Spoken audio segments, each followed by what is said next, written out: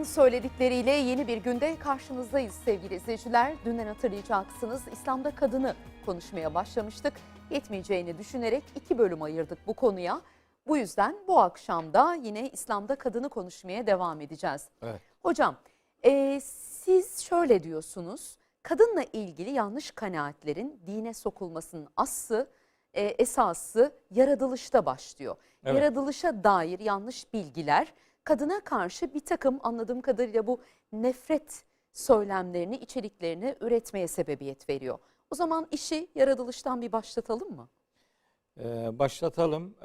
Aslında tabii bir noktaya daha temas edelim. Kadına karşı şiddet söyleminin tek sebebi bu değildir yani. Başka sebepler de vardır. Adam hasta. Evet. Yani toplumsal anlamda bir takım başka şartlandırmalar devreye giriyor. Bir takım sebepler üretiyor vatandaş. Onun üzerinden bir şiddet ortaya koyuyor. Kendi nefsine mağlup oluyor. Başka sebepler onu şiddete doğru yönlendiriyordur. Mesele sadece dini bilgilendirmelerden kaynaklıdır dersek haksızlık yaparız. Onu yapmayalım. Onu yapmayalım ama bu bizim dini söylemlerimizde yani sonu bu kapıya varacak bir algı varsa onu düzeltmek İşte o kafadakileri lazım. Besliyor o yanlış bilgiler. Birinci bölümde unutmuştum. Siz o Müslüman kadın ve erkeğin 10 özelliğini içeren bir sureden, ayetleri okumuştunuz ya hocam. Evet. Orada benim dikkatimi çok çekti. Namuslu kadınlar, namuslu erkekler, ikisine de dönük bir namus göndermesi var. Evet. Sanki namus bir de sadece kadına özgü bir şeymiş gibi de yanlış bir kanaat var. Ya düşünün ne kadar yanlış bir algı. Mesela çok enteresan. Nur suresinin 30. ayetinde Allahü Teala namus koruma işleminden söz ederken önce erkekleri uyarıyor. Siz iffetinizi koruyun kendiniz. Yani başka kadınların iffetini de koruyun. İffetsizlik yapmayın. O buyruk önce erkeklere yönlendirilir. Sonra kadınlara yönlendirilir 31. ayette. Dolayısıyla hani kadını hani bir namus gibi görmek, namusu koruma noktasında sadece kadın üzerinden bir söylem geliştirmek doğru değil. Yani bunu erkeğin bu konuda dikkatli olması lazım. Kendisi iffetsizlik diyebileceğimiz, ahlaksızlık diyebileceğimiz davranışlara kendisinin uzak durmasını başarması lazım. Bu erkekten istendiği kadar kadından da isteniyor. Ama önce erkekten isteniyor. Yani mesela gözlerinizi harama bakmaktan sakının ayetinde önce erkeklerin gözlerine hakim olmasını emrediyor. Sonra kadınlara da diyor. Hani bu kadınlar bakabilirler demek değil. Ama bir öncelik sonralık sıralaması yapılacaksa bu noktalarda uyarılar önce erkeklere yönelik ayetlerde öyle zikrediliyor. Onu ifade edeyim. Bu arada kadın karşıtı söylemde dini kabullerin işte bir takım etkilerinin bulunduğu noktasından hareketle acaba nelerdir bunlar? Şimdi dinin kadına bakışıyla ilgili bu şiddet taraftarı insanlar nelerden besleniyorlar? Hangi konu başlıkları devreye girer? Burada birkaç tane çok önemli noktaya temas etmeliyim. Biri kadının yaratılışı. Biri cennetten çıkartılma olayı. Bir diğeri kadınların işte aklının yarım oluşu diye, dininin yarım oluşu ve aklının yarım oluşu ile ilgili bir takım kabuller filan. Allah Allah ya, böyle şeyler olunca şimdi bunu aslını bilmeden ilk defa bunu duysa bir kadın ne yapacak yani? Zaten diyecek ki oho, biz bu hayata 1-0 mağlup başlıyoruz yani. Kafadan kaybetmişiz yani. Ama öyle değil arkadaş. Yani gözünü seveyim ya, başka algıları getirip de Allah'ın dininin, bu arı duru saf tertemiz dinin yanlış anlaşılmasına niye malzeme olarak sunuyoruz? Bunu anlamış değilim. Ben işin doğrusunu söylemek ve acaba bundan kimin morali bozulur? Kimin morali bozulursa bozulsun hiç beni ilgilendirmiyor. Ben bir ilim insanı olarak, bir akademisyen olarak, bir Kur'an Müslümanı olarak, bir Kur'an talebesi olarak Kur'an'dan öğrendiklerimi kardeşlerime aktarmak isterim. Ben herhangi bir insanı, herhangi bir grubu, herhangi bir zihniyeti hedefe koyup zaten beni tanıyanlar bilirler. Benim ağzımdan isim çıkmaz yani. Çıkmaz, evet. Hiç o tarakta bezmiyor. Beni hiç ilgilendirmiyor. Ben doğruyu söylerim. Anlayabildiğim doğruyu söylerim. Kafama göre de değil, ayetten referanslı olarak söylerim. İşte kadının yaratılışıyla ilgili ne var? Kardeşim, bizim kültürümüzde kadının yaratılışıyla ilgili hakim olan algı, kadının erkeğin kemiğinden yaratıldığı şeklindedir. Ya sokağa çıkın, 1000 kişiye sorun, Böyle cevap 990'ı verir. böyle cevap verecektir yani. Bir 10 kişi çıkar mı çıkmaz mı bilmiyorum yani. Kadının kemiğinden yaratılmışlığı bilgisi nereden geliyor? Adam diyor ki Kur'an'da var. Vallahi yok. Tallahi yok. Kur'an'da böyle bir şey yok. Kur'an'a iftira etmesinler. Başka bir yerden geliyor desin ya. Kur'an'a fatura etmesin. Bu bilginin nereden geldiğini ben biliyorum. Bu kitap mukaddeste var. Eski ahitte. Onun Tekvin diye bir kitap bölümü var. Yaratılış. Onun ilk bölümlerinde bu anlatılıyor. İşte Adem cennetteydi. İşte uyku tutmadı onu. İşte uyku tuttu onu. Uyudu. Sonra uyandı. Baktı ki yanında bir kadın var. Ona dedi sen kimsin? O da dedi ben Havva'yım. Nereden geldin? Nereden yaratıldın? Ben senin kaburga kemiğinden yaratıldım filan demiş. Kardeşim ya Allah Allah hangi dili konuştular bunlar? Ne zaman konuşmayı öğrendiler? Yaratılma ifadesi ne zaman gündeme geldi? Neler oluyor yani? Uyumak neyin nesi? Ne yaptı da uyudu yani? Ne kadar kaldı da uyudu filan? Kur'an-ı Kerim yaratılışla alakalı burada bir programda söyledik. Konuştuk hocam. Şu kadar aşamalardan söz ediyor. Hani o aşamaların hiçbiri gerçekleşmedi filan. Bu ciddi bir konu. Bu konuda Kur'an sessiz değil. Ben bir ayeti söyleyeyim. Hiç detaya girmiyorum yani. Hiç lüzumu yok o detaya girmenin. Kur'an-ı Kerim'e göre insan türünün erkeği nereden yaratıldıysa dişisi de oradan yaratıldı. Yani kadın erkeğin bir parçası değildir. Kadın ayrı bir şahsiyettir, erkek ayrı bir şahsiyettir. Erkeğin yaratılış orijini neyse işte ona nefsi vahide diyor Nisa suresi 1. ayette. O ilk can, ilk canlı, ilk cevher. Ondan Allah kadını da, o bir türdür. O türden Allah kadını da yaratmış. Sonra işte o türden, o nefsi vahide dediğimiz ilk can türünden Allah pek çok erkekler ve pek çok kadınlar yaratmıştır. Adem peygamberi konuşurken ifade etmiştik. Tabii o programı izlememiş olabilirler kardeşlerim. Burada İzlesinler ama mutlaka. burada bir daha tekrarlayayım. İlk insanlar var. İlk insanlar var. O ilk insanlar en az 3 çift olmak zorundadır. Kur'an-ı Kerim Fatır suresi 11. ayette, Nebe suresi 8. ayette, Nisa suresi 1. ayette ve Rum suresinin 21. ayetinde 20-21. ayetlerinde insanların böyle çoğul olarak yaratıldığını Allah bize söyler. Bu arada o ilk yaratılanların içinde ilk yaratılan insanın Hazreti Adem, erkek olarak Hazreti Adem, kadın olarak da adı Kur'an'da geçmese de Hazreti Havva olmasına engel bir durum yok. Yani biri dese ki ilk insan Hazreti Adem'dir, ben ona bir şey demem yani. İlk kadın Hazreti Havva'dır dese ben ona hiçbir şey demem. Olur, olabilir. Ama bu arada Havva Adem'den yaratıldı dendi mi ben ona karşı çıkarım. Ya da tek bir Adem ve Havva vardı denirse de itiraz ederim İtiraz diyorsunuz. ederim. Çünkü bu evlilik sıkıntılı bir evlilik. Yani, Dinimizde yeri olmayan bir evlilik. evet ensest işte yani. Bu ensest bir şey. Yani bu Allah böyle istedi sana ne filan diyor bazıları. Yani Allah böyle istemedi. Niye Allah'a iftira ediyorsun yani? Allah ben böyle yaptım dese başım gözüm üstüne. Ama öyle bir şey yok ki. Tersi var. Tersi var. Bir takım rivayetleri esas alarak ayetleri tarihe gömmenin bir anlamı yok ki. Rivayetler ki kaynaklarının Kur'an'a uygun olmaması durumunda bunların peygamberimize ait olamayacağını söylüyorum. Burada sözüm şu değil. Bu söz peygamberimize ait olsa bile bu yanlıştır. Bunu demiyorum asla. Asla böyle bir şey demiyorum. Ben o rivayetler Kur'an'a arz edilirler. Kur'an'a aykırıysalar zaten peygamberimizin değillerdir. Bunların aktarımında bizim kültürümüze girişinde bir takım sorunlar yaşanmıştır diyorum. Meseleyi öyle bağlamaya gayret ediyorum. Şimdi bu ensest işi çok ciddi bir iş. Hazreti Adem kendi parçası olan Havva ile evlenmiş olacak. Bu ensestin daniskasıdır.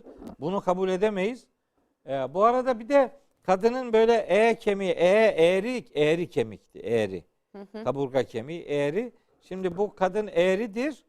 Dolayısıyla siz bunu düzeltmeye çalışmayın. Bu zaten düzelmez.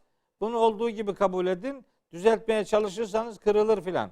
Ha bir de Kardeşim, fizyolojik bir problem varmış var, gibi evet, yüklüyorlar. problemli. Aynen Ha. öyle.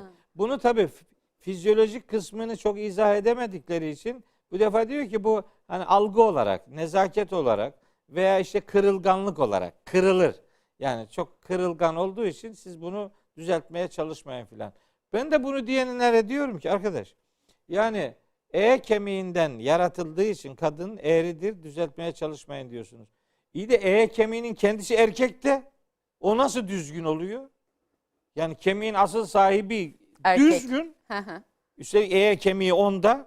O düzgün. Kadına geçince mi Oradan yamulmuş? Ne yanınca olmuş? ondan yaratılan kadın işte eğri oluyor, düzeltilmeye falan. Nedir bunlar arkadaş ya? Yani ne bu şimdi, biz nereden yürüyoruz? Nereye gidecek bu iş yani? Kimin işine yarıyor bu yani? Bunu duyan bir kadın ne diyecek yani? Ateistlerin işine yarıyor. Tabii. Çok işlerine yarıyor. İslam'ı karalamaya çalışanların Heh. işine yarıyor hocam. Allah'ın kitabını okunmak istemeyenlerin işine yarıyor. Diyor ki zaten bu anlatılıyormuş, uzak durayım. Tabii egosunu tatmin etmek ve faturayı Kur'an'a kesmek isteyenlerin, İslam'a kesmek isteyenlerin işine yarıyor. Bunun doğru olmadığını söyleyeyim de kim nereye inanırsa inansın, kendisi bilir yani. Hocam sizden o gün o Hazreti Adem konusunu anlattınız ya. Evet. Bir de şöyle bir şey yapıyorlar. İşte birkaç tane çocukları varmış da bir çapraz durumla onlar beraber oldu. O zaman ensest olmuyor falan gibi de bir takım Ne kadar ayıp bir yapıştırmalarda. şey ama. Ben bunu yolda telefonda konuşurken birine söyledim. Hoca bugün böyle böyle anlattı diye. Aynı şeyi söyledi, biliyor musunuz? Çapraz bir durum vardır ya. Kardeşlerin evliliği olmaz o dedi. Heh, bak. İşte genel kanaat bu, Tabii. yerleşik bilgi Ya, bu. sanki Allah böyle bir şey dedi. Allah'ın dediği sorgulanmaz. Dolayısıyla Allah dediyse buna inanmak her Müslümanın görevidir. Doğrudur. Allah dediyse her Müslümanın inanması gerekir. Ama Allah öyle bir şey demedi. Allah'a iftira etmenin bir alemi yok. Allah'a iftira edenlere bir ayet okumuştum. Hatırlarsınız, Hud suresi 18. ayet. Onlar mahşerde özel bir yargılamaya tabi tutulacaklar diyor. Allah'a yalan iftira edenler. Sonra biz o programda söylemiştik. Sırası geldi burada da kısaca söyleyeyim. Yani aynı karından farklı doğumlarda meydana gelenler kardeştir. Bırakın aynı anneden doğmayı, bir babanın farklı iki hanımdan olan çocukları da kardeştir. Bırakın bunu, ikisi ayrı ayrı annelerin çocukları olan bebekler üçüncü bir kadından süt emseler, onlar da kardeştir. Ve bunlar asla ve asla birbirleriyle evlenemezler. Nerede diyor bunu? Nisa suresinin 23. ayetinde söylüyor. Hocam ayeti de söyledi, daha üstüne konuşmayalım. Ha, diyebilirler Hocam, ki o gün öyleydi bugün böyle. Hayır, o gün öyle bugün böyle değil. Açsınlar, Kaf suresi 29. ayeti okusunlar. Ma yubeddelul kavlu ledeyye. Benim katımda söz değiştirilmez diyor Allah. çok güzel. Hızlanalım biraz hocam. Çok Evet. konu başlığımız var burada. Bu cennetten çıkarılma hadisesinde de Fatura Hazreti Havva'ya kesildi. kadına dönük bir fatura çıkıyor. Ne kadar ayıp bir Üçüncü şey. de kadının aklı yarım, aklı kıt. Belki orada kadının şahitliğinde, üçüncü Evet. o söylediğiniz şeyde Tabii. konuşabiliriz. Aynen öyle. Şimdi bak. Yani şimdi kime bakayım? Kameramanlara bakayım. Yani diyeyim ki arkadaş, ne yapalım? Nereden başlayalım? Kime ne anlatayım ben? Ya Allah'ın kitabını insan ya bir kere okumaz mı ya? Çok suçluyorsun. Diyorsun ki Adem'i cennetten çıkartan Havva'dır. Yani böyle faturayı Hazreti Havva'ya kesiyorsun. Yani hiç sıkılmıyor musun ya? Hiç mi için acımıyor yani? Bir kadına ve o kadın üzerinde, üstelik annemiz dediğimiz kadına, değil mi? Bir peygamberlerin hanımları ümmetin Evet. anneleridir yani. Değil mi? O bizim annemizdir aynı zamanda. Hazreti Meryem bizim annemizdir, Evet. değil mi yani? Evet. Yani peygamberlerin anneleri annemizdir. Peygamberlerin hanımları annelerimizdir bizim. Yani annelerimizden birine diyorsun ki sen ihanet et. Peygamberin hanımı olup iman etmeyen örnekler de var. 2 tane. Onlar anne değil. Hazreti Lut'un, Hazreti Nuh'un hanımları. Onlar ihanet etmişler. İhanetleri Kur'an'la tescillenmiş. Kur'an'la ihaneti tescillenmiş olanları istisna ediyorum. Ama Hazreti Adem'in yani hanımı bizim annemiz durumunda olan Hazreti Havva'ya böyle büyük bir faturayı nasıl kesiyorsunuz? Bu ezeli günah, Hristiyanlıktaki ezeli günah üzerinden faturayı önce Hazreti Havva'ya, sonra Hazreti Adem'e kesiyorsunuz. Cennetten çıkartılmamızın sebebi bunlardır. Bunlar bu yanlışı yapmasalardı işte biz şimdi cennette olacağız deyince inanıyor musun yani buna? Böyle mi? O cennet hangi cennetti yani? Şimdi özellikle kardeşlerimden rica ediyorum. 3 tane ayeti not alsınlar. Ya bu ayetleri bir kere okusunlar. Bakalım Hazreti Adem'in cennetten çıkartılmasının sebebi Hazreti Havva mıymış ya? Hangi Açsınlar. ayetler hocam? Bir, Bakara suresinin 36. ayeti olması lazım. Bakara 36. Bakara 36. Ayeti okuyorum bakın. Bakara 36. Hani 35'i de okumak lazım. 34'ü de okumak lazım. Yani o konuyu hepsini okumak lazım. 30. ayetten itibaren bir pasajdır orası. Bakara suresinin 30-39. ayetleri arası. Ama neyse ben 36. ayeti okuyorum. Feezellehumeş şeytanu anha. Şeytan o ikisini o cennetten kaydırdı. Ezellehuma. Arapçada diyoruz ya bunun Arapça bu grameri var bunun ya. Huma zamiri o ikisi demek. Yani Adem ve eşi demek.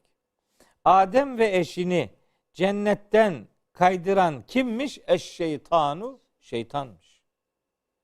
Ya orada şeytanın yaptığını Hazreti Havva'ya niye fatura ediyorsunuz ya? Hazreti Havva'nın ne günahı var? Eğer Sonra öyle Hazreti olsaydı Havva peygamber değil. Burada büyük bir hata üzerinden yürüyeceksek asıl hatayı Adem yapmış oluyor peygamber olmasına rağmen.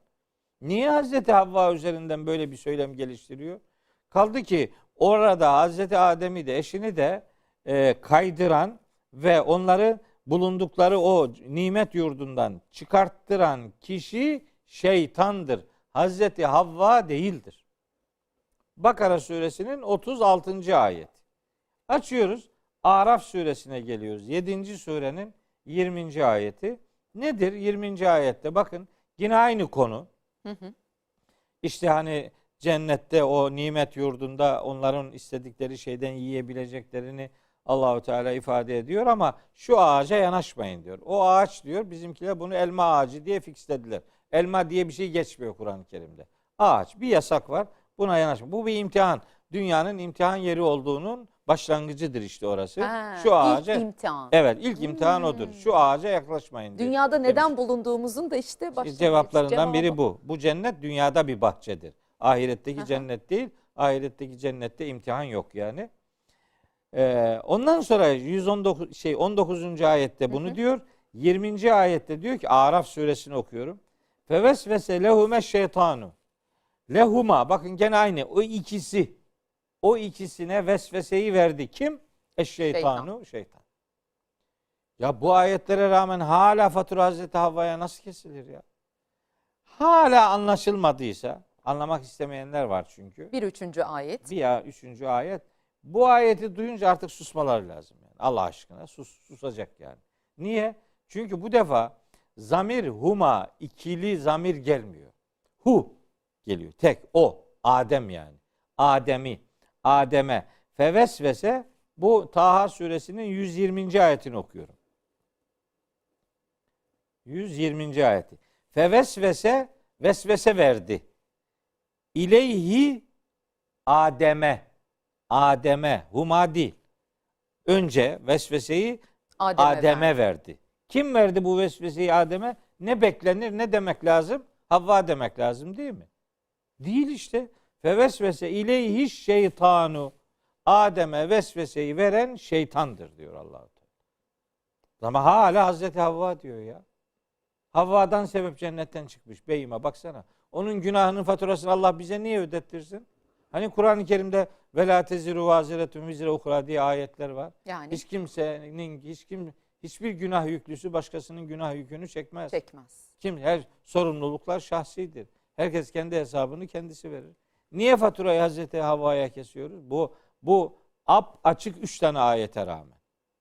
Bu dini söylemlerde hani neye inanıyorsa insan o inandığı şeyi hani Kur'an'a onaylatma ihtiyacı var.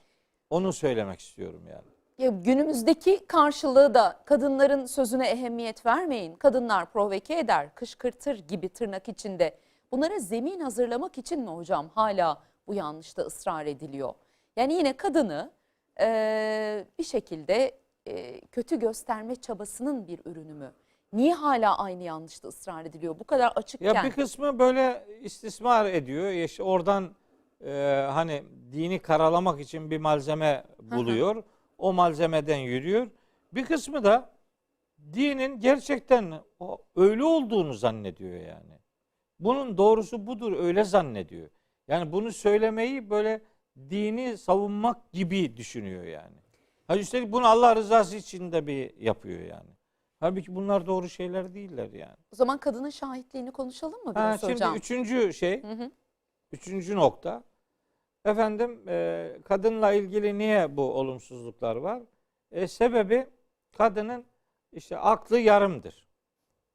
Yani tabii aklı yarımdır, dini de yarımdır.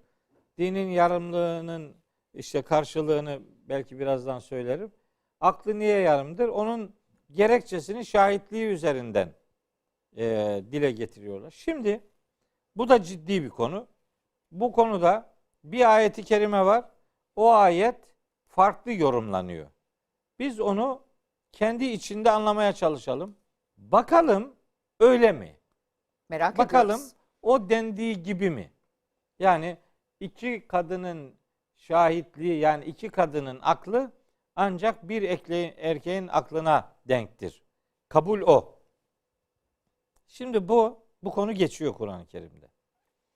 Nerede geçiyor? Bu 2. surenin 282. ayeti. Bakara suresinin 282. ayeti. Şimdi bu ayet tam bir sayfa metindir.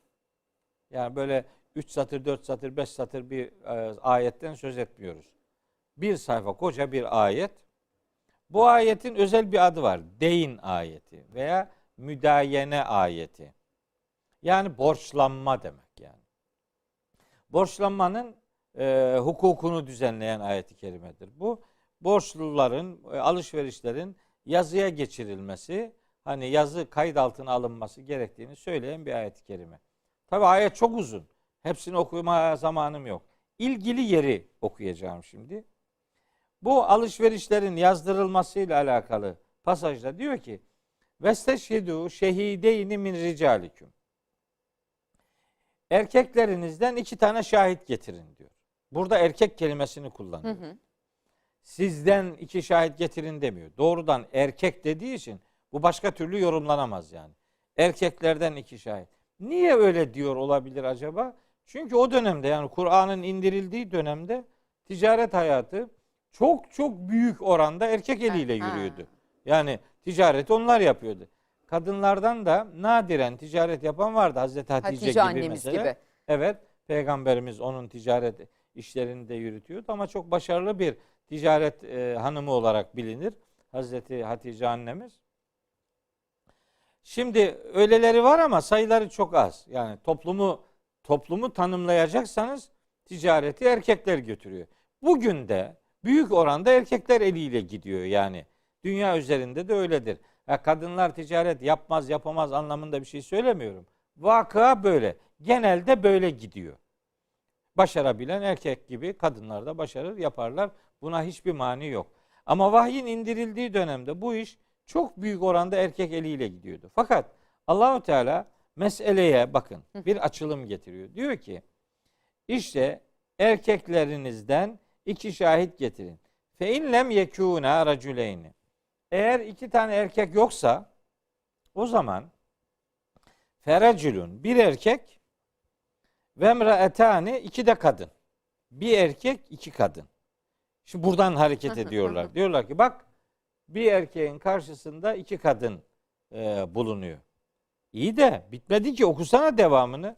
Daha bunun hangi bir erkek, hangi iki kadın? Herhangi bir erkek. Yani bu konuda erkek olmak yetiyor mu? Bir tane tercih edilmesinde. Veya herhangi bir iki kadın mı yani? Hayır, öyle değil. Diyor ki mimmen terdavne mineşşühedai. Şahitliğine razı olacağınız bir erkek, iki kadın. Herhangi bir erkek, herhangi iki kadın değil. Bir defa şahitlik yapabileceğine dair bir öngörünüz olacak, bir bilginiz olacak. Sadece erkek olmak yetmiyor. Sadece kadın olmak da değil mesele. Bitmedi ama. Bir şey daha var. Diyor ki niye böyle? Niye iki kadın peki? Değil mi? Hala sorulacak bir soru burada duruyor. En tadille ihdahuma, biri şaşırırsa eğer, fetüzekkire ihdahumel uhra, o zaman diğeri ona hatırlatsın diye. Biri ola ki şaşırabilir. Niye şaşırabilir? Yaygın olarak ticaret dünyasında kadınlar etkin olmadığı için, yani tecrübe sahibi olmadığı için ola ki biri şaşırabilir. O zaman şaşırana öbürü hatırlatır. Şimdi burayı da böyle geçiyorlar. Ya geçmeyeceğiz ama. Şimdi iki tane kadın var diyelim şurada. Bir tane de erkek var. Bir erkeğin şahitliği tamam ama o da sırf erkek olduğu için değil. Razı olunacak şahitliğine. O burada bir. Diğer tarafta da diyelim iki kadından biri şaşırdı. Yani unuttu diyelim. Olayı. İfade şahitliğe yetmiyor durumu. O zaman devreye öbürü giriyor. Diyor ki o ona hatırlatıyor. Peki hatırlatan ikinci kadın eğer hatırlatmayı o yaptığına göre artık devrede o vardır demeyecek miyiz? Artık onun bilgisine müracaat ediliyor. Yani o zaman iki kadın Son merci gibi. evet, son merci ve o kadının dediği olacağı için şahitlikte bir erkeğin karşısında iki kadın duruyor olsa da bir erkeğin karşısında sözü kabul edilecek kadın bir. Yani bir erkeğe bir kadın orada işlemin yürütülmesinde söz konusudur. Nihayet olarak. Biri şaşırınca devreden çıkıyor. Öbürü devreye giriyor. Niye şaşırma ona nispet ediliyor? Ticaret konularında tecrübeli olmadıkları için. Ha, denebilir ki erkek şaşırırsa ne olacak? Yerine başka erkek alınacak. Bu kadar basit. Yani şaşırma, mesele şaşırmaysa ki öyle, ayet gayet açık. Şaşıran kimse o şaşıranın alternatifi aranır. Değiştirilir. Dolayısıyla mesele cinsiyeti ötekileştirmek ya da itibarsızlaştırmak değil. Biri hata yaparsa öbürü devreye girer. Hata erkek yaparsa onun yerine de başkası girer. Çünkü zaten şahitliğinden razı olunacak diye bir şart var burada. Herhangi bir erkekle olmuyor bu. Herhangi iki kadın da değil yani. Biri şaşırırsa öbürünün devreye girebileceği bir alternatif üzerinden duruluyor. Kadının eksik, tırnak içinde söylüyorum bunların hepsini, tırnak içinde eksik olduğu, aklının yarım olduğu, dininin yarım olduğu ile ilgili kutsal kitabımızda hiçbir herhangi şey bir yok. söylem var mı? Yok, hayır. Bilhassa pekiştirmek için soruyorum hocam Hayır, bunları. yok. O zaman bir konuya daha var yok, mı yok. bilmiyorum sizin Tabii ekleyeceğiniz şimdi bir şey daha söyleyeceğim. Lütfen. Bakalım öyle mi yani? Yani Kur'an kadını böyle şahitliği noktasında da ikinci plana mı itiyor? Şimdi Nur suresi diye bir sure var Kur'an-ı Kerim'de. Hani Hazreti Ayşe annemize atılan iftiralara cevapların da yer aldığı Nur suresi var. Bu surenin başında zina ile ilgili şeyler var. Hükümler var. Zinaya ne ceza verilir filan. Zina edenlerin zina sonuçları nelerdir? İşte onlar nasıl evlenirler filan bilmem. Onlar anlatıldıktan sonra şimdi şöyle bir ayet grubu var. 6. ayet. Nur suresini okuyorum. Nur suresinin 6. ayeti. Diyor ki Allahu Teala: "Vellezine yermune ezvacehum." Veya orayı okuyayım. Eşlerine zina iftirasında bulunanlar. Fakat velem yekullehum şuhedâ'u illa enfusuhum. Kendilerinin dışında da şahitleri bulunmayanlar. Yani eşi için bu kadın işte zina etti. suçlamasında bulunuyor kocası. Hı hı. Fakat başka şahidi de yok. Kendinden başka Kendinden yok. başka şahidi yok. Diyor ki Allahu Teala: "Fe şehadetu ahadihim erba'u şehadatin billahi." Bu durumda 4 defa Allah'a yemin eder kişi. Yani yemininde der ki işte 4 defa yemin ederek der ki bu kadın işte Bu suç işlemiştir. bu davranışı yaptı. İnnehu lemine sadikin. Yemin eder ki yani ben doğru söylüyorum. Hı hı. Bu kadın bu işi yaptı. 4 defa yemin eder. Vel hamisetu 5. yeminini de şöyle yapar. Der ki enne lanetallahi aleyhi in kâne minel kâzibin. Eğer yalan konuşuyorsam Allah'ın laneti benim üzerime olsun der erkek, kocası. Kaç defa yemin etmiş oldu? 5 defa. 4 defa doğru yaptığına da doğru söylediğine, 5. defa da işte eğer yalancılardansa Allah'ın laneti üzerime olsun diye yemin ediyor. 5. Peki buna karşı isnada muhatap olan kadın ne yapar? Devam eden ayette buyuruyor ki ve yedra'u anhel azabe, kadın ona kendisine uygulanacak olan cezadan kurtulur. Nasıl kurtulur? En teşhede erba'a şehadatin billahi. Allah'a 4 defa yemin şehadetinde bulunur. İnnehu leminel kâzibin. Adamın yalan konuştuğuna dair. Der Kadın ki, da 4 defa yemin defa. edince erkeğinki yok mu sayılıyor, öyle mi? Şimdi bakın Ha. devam ediyor şimdi. Bitireyim. Oraya gelecek iş. Vel hamisete 5. yemini de şöyle yapar kadın. Der ki enne gadaballahi aleyha in kâne mines sadikin. Eğer adam doğru söylüyorsa Allah'ın gazabı benim üzerime olsun der kadın. Erkek zina iftirasında bulununca 5 defa yemin ediyor. Hani bir erkeğin sözü 2 kadının sözüne eşit ise ne beklenir? Kadının kaç defa yemin etmesi O beklenir? zaman 8 kere kadının yemin etmesi gerekir 4'e ya da karşı 4 Evet, veya 5'e karşı 10 10, olması evet. lazım. Öyle mi? Hayır, Öyle değil. eşit. Erkek 5 defa yemin ediyor. Kadın da 5 defa yemin ediyor. Tarafların ikisi de 5'er defa yemin edince bu hüküm, bu suçlamanın işte diyelim ki bu cezayı uygulamanın faturası hangi yemin esas alınarak uygulanır? Yani erkeğin yemini esas alınarak işte kadına zina cezası mı uygulanır? Yoksa kadının yemini esas alınarak erkeğin iftirasının cezası uygulanmaz ve erkeğe iftira attığı için 80 değnek ceza verilir. Kadının mı beyanı Kadının esas beyanı alınıyor? esastır. Evet. Şimdi ne oldu yani Kur'an-ı Kerim kadına karşı mı bir şey demiş oldu yani? Yani bir ayette ki açıkladınız, alışveriş ve ticaretle Evet. ilgili olan bir ayette. Orada da 2'ye 1 değil. Evet, yani onun doğrusunu anlattı hoca. Oradan yola çıkarak kadının şahitliği ya da söylediğinin erkekten daha az geçerli olduğuna dair hiçbir şey yok. Yok. Bu anlattığınız, son anlattığınız zina ile ilgili olan ayette de ispatı. Daha çarpıcı bir örnek daha vereyim mi? 2 tane daha sorum var. Onları da Bu lütfen örneği de hesaba vereyim. katalım. Lütfen hızlanalım isterseniz. Kur'an ve kadınla alakalı söylemler geliştirenlerin ne kadar Kur'ansız olduklarına dair bir örnek daha vermek istiyorum. O da Kur'an-ı Kerim'in 58. suresi var. Mücadele suresi diye. Aslında o surenin adı mücadele şeklinde olsa daha doğrudur. Mücadele tartışma demektir. Mücadele olursa mücadele tartışan kadın demektir. Mücadele olursa adı öyle olur. Mücadele olursa yani tartışma. Yani Arapçanın kelime yani kalıbın gerektirdiği anlamlar bunlar. Şimdi böyle bir sure var. 58. sure. Mücadele suresi veya Mücadele suresi. Ne bu? Ne anlatıyor bu sure?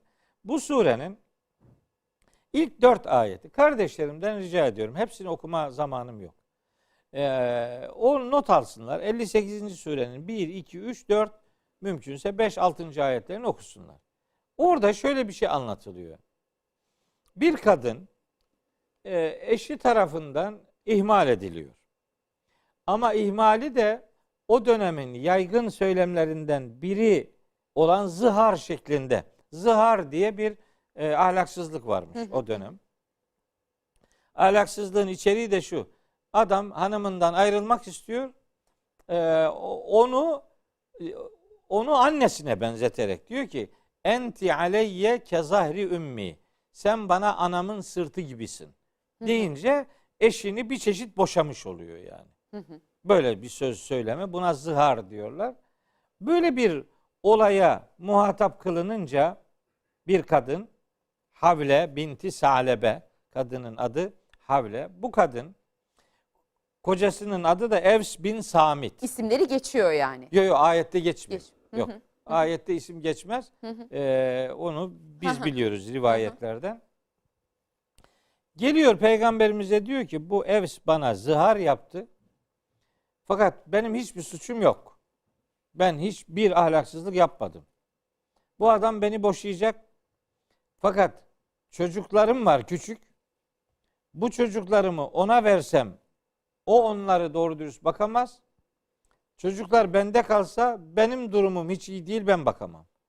Bu adam beni neden boşuyor diye peygamberimize geliyor, müracaat ediyor.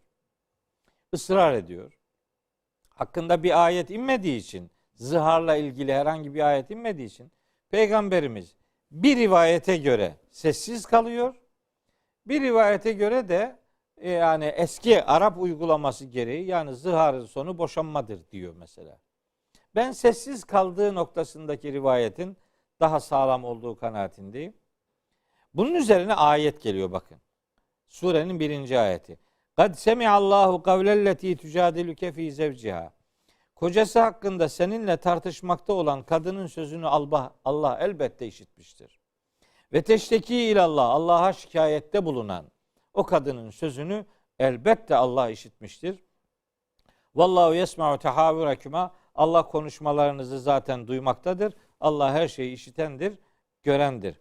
İçinizden hanımlarına kim zihar yapıyorsa bilsinler ki o hanımlar onların anneleri değildir. Bir insanın annesi onu kim doğurduysa odur. Dolayısıyla bu zihar türünden söylenen sözler çirkin ve yalan birer sözden ibarettir diye ayet geliyor. Sonra bunun 3. ve 4. ayette kefareti üzerinde bilgi veriliyor. Ne anlatmak istiyorum? Kim? Burada bu ayetlerin inmesine sebep olan kim? Bir kadın. Bir kadın. Peki bu kadın ne dedi? Dedi ki ben neden boşanıyorum? Benim nasıl bir suçum var ki? Beni niye boşuyor bu adam? Beni boşayamaz diyor. Bir erkeğin sözüne karşılık bir kadının sözü var yine Bir karşımızda. erkeğin davranışına karşı bir kadının sözü var. sözü var. Ve ayet kadını haklılaştıracak şekilde inmiştir. Dolayısıyla kadın karşıtı söylemi Kur'an'a fatura etmek, Kur'an'a karşı bir haksızlıktır. Bir şey daha söylemek istiyorum. O gün Peygamberimiz neyi temsil ediyordu biliyor musunuz? O gün Peygamberimiz hem devlet başkanıydı, hem genelkurmay başkanıydı, hem Diyanet İşleri Başkanıydı. Değil mi? Yani o toplumun lideriydi. Bir kadın geliyor Peygamberimizle, başkanla, başbakanla, devlet başkanıyla, genelkurmay başkanıyla, Diyanet İşleri Başkanıyla neyse çatır çatır mücadele ediyor. Peki bugün böyle bir şey, mesela hakim. Aynı zamanda. Siz böyle bir şey hayal edebiliyor musunuz bugün? Yani bugün bir kadın gidecek filanca bilmem bir şeyin karşısına dikilip onunla mücadele edecek. Var mı yani? Böyle kimsenin hayalinde bir şeyler geçiyor mu yani? Niye Kur'an'a bunu fatura ediyorlar? Bu ayıbı yani. Kur'an'da bunun üstelik tersi var. Tersi olmasına rağmen bu söylemleri geliştirenlere inanın sadece içimden bir derin kadın derin peygamberin gülüyorum. karşısına çıkıp derdini anlatıp derdine de çare buluyor. Evet. Ayet Allah. Tabii. Allah ayeti indiriyor. Hocam 1-2 dakika ama daha önce sizin sıkça verdiğiniz mesajlardan olsa da bir kere daha üstünden geçelim. Kutsal kitabımızı da buna lütfen alet etmesinler.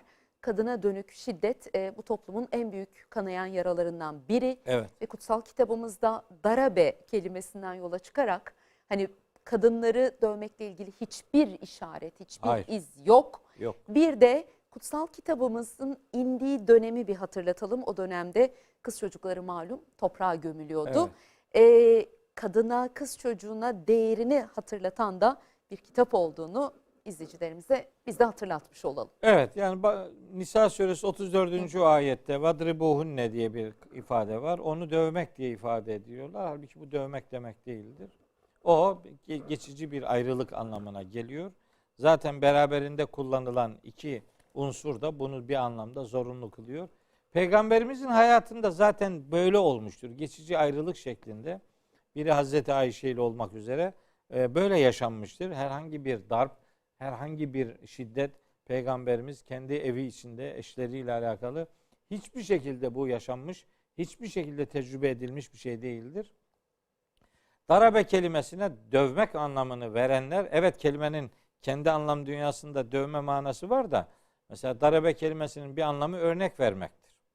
Mesela darabe kelimesinin bir anlamı başörtüsüyle alakalı, Allah'ın emri olan başörtüsüyle alakalı, başörtülerini yakalarının üzerine salsınlar İndirmek. diye bir ayet var. O ayette kullanılan salmak ifadesi vel yadribne, darabe kelimesidir. Darabe. Aynı kelimedir. Hatta mesela darabe kelimesi yolculuğa çıkmak anlamı veren kelimelerden biridir. İzâ darabtüm fil ardı, yeryüzünde yolculuğa çıktığınız zaman demektir. O da darabe kelimesi. Mesela efenadribu ankumu zikre safhan en kuntum kavmen müsrifin. Zuhruf suresinin bir ayeti. Siz yoldan çıkan bir topluluk oldunuz diye biz size bu zikri anlatmaktan vaz mı geçelim? O nadribu kelimesi vazgeçmek anlamına geliyor. Nadribu, bu darabe kelimesinin işte savaşta düşmanı öldürme anlamı var. İşte DNA'yı yere vurma, Hazreti Musa'nın işte o mucizelerinden biri olan ayette DNA'nin yere vurulması, o 12 suyun kaynağın fışkırması ayetinde geçen o darabe kelimesi aynı zamanda işte DNA'nin taşa değdirilmesi, ama o aslında bir çaba ortaya koymak demektir. Yani bunca anlamı içerisinde en olmazı Yani gidiyor, alıyor. Kur'an'da kullanılan bu darabe kelimesi kelimenin kendi anlam dünyasında bulunan dövmek, dayak atmak anlamında hiçbir ayette geçmemektedir. Yani bunu özellikle söyleyeyim. Peygamberimizin onunla ilgili uygulamasında da dayak üzerinden değil, ayrılık üzerinden bir tecrübe yaşanmıştır. Vallahi hocam bir konuda o zaman böyle kafa karışıklığı yaşıyorsanız da Peygamberimizin nasıl yaşadığına bakacağız. O ne yapmış ona bakacağız. Bir de kutsal kitabımızın o indiği dönemi de şöyle bir iki cümlede evet, kız anlatalım. çocuklarına dair böyle korkunç bir olumsuz Uygulama bakış vardı. 8-9 yaşına gelinceye kadar kız çocuklarını bakan adamlar onları bazen bir namus korkusuyla, bazen savaşa katkı vermeyen yük korkusuyla, bazen rızık endişesiyle onları öldürürlerdi. Allahu Teala tabi hepsi öldürüldü demek değil. İşlerinden bir kişi bir tane bir kız çocuğunu bile öldürse hakkında ayet inse yeridir. Mahşerde bu tür bir günahı işleyen kişi için herhangi başka hiçbir soru sorulmadan önce ona bu kız çocuğu hangi günahından dolayı öldürüldü diye onu öldürenlere Allah ilk soru olarak onu soracaktır. Tekvir suresinde o detayı Rabbimiz zikretmektedir. Kadın üzerinden, kız çocuğu üzerinden, efendim mirastan pay almaz, bal gibi de alır. Efendim kendisine atadan dededen miras kalmaz, bal gibi de kalır. Nisa suresi 7. ayet. Ayetlerini soracaktım. Hatırlatın 7, okusunlar 8, hocam. 9, 10, 11, 12. ayetleri okusunlar. Bu arada ticaret yapamazlar zannediliyordu. Nisa suresinin 33. ayetini okusunlar. Bu tür söylemler Kur'an'a giydirilmek istenen, kendi zihinlerine hizmet etsin diye düşündükleri bir takım yalanlar ve iftiralardır. Hocam çok teşekkür ederiz. Ağzınıza, gönlünüze sağlık.